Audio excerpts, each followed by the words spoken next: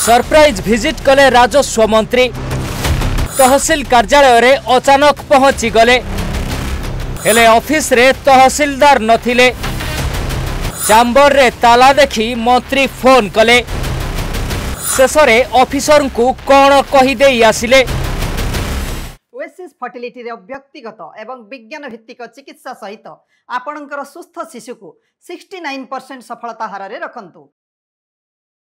हाँ दर्शक बंधु ए दृश्य को टिके देखंतु ये हेउछंती राजस्व मंत्री सुरेश पुजारी जे कि ठिया ठिया ऑफिसर माननकु करूछंती ट्यूशन मंत्री कहउछंती आउ अधिकारी माने चुप होई सुनुछंती।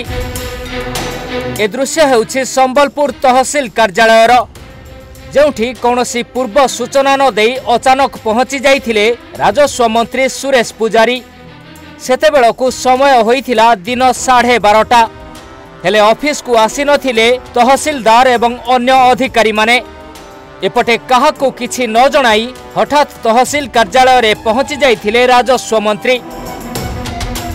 ऑफिस भीतर को जाई जहा देखिथिले सेथिरे आश्चर्य होई जाइथिले मंत्री सुरेश पुजारी। संबलपुर तहसील कार्यालय रे अचानक पहुंचीबा परे मंत्री देखिबाकू पाइथिले कि तहसीलदार रूम सह अन्य रूम गुड़िकरे मध्य ताला पड़िथिला।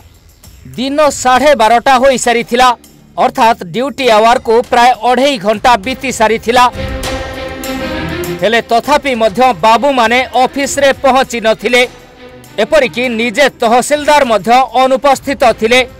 तहसील ऑफिस रे एभली अव्यवस्था देखि मंत्री सुरेश पुजारी निजे तहसीलदार को फोन करिथिले आ तांकर ड्यूटी आवर केतेबेले बोली प्रश्न करिथिले। ऑफिस रे काहेकि एजाए पहुंची नहांती बोली तहसीलदार उपरे विरक्ति प्रकाश करिथिले मंत्री। आ सबुठारु बड़ कथा हेउछि कि राजस्व मंत्री निजे तहसीलदार चौकी रे बसी लोकंक अभियोग सुनिथिले।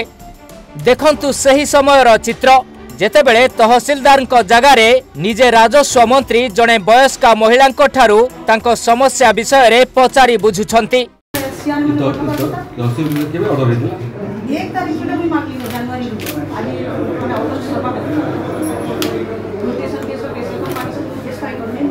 तेबे हठात राजस्व मंत्री पहुंचीबा खबर जानी तहसील कार्यालय लोकारण्य होई जाइथिला।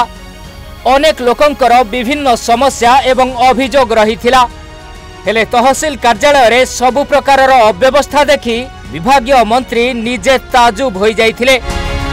लोकमानंक ठारू विभिन्न अभियोग पाइबा परे मंत्री तहसील ऑफिस रो अधिकारी तथा कर्मचारी मानंक उपरे असंतोष प्रकाश करिथिले। आ सेठारू फेरिबा बेले तहसील कार्यालय रो समस्त अधिकारी मानंकु तागिद करिथिले मंत्री। से एकथा मध्य कहिबाकू भूली नथिले कि ए सरकार हेउछि लोकंकर तेणु लोकंक सेवा पाई तांको प्रति उचित व्यवहार सह कार्यनिर्वाह करिबा पाई मंत्री परामर्श देइथिले।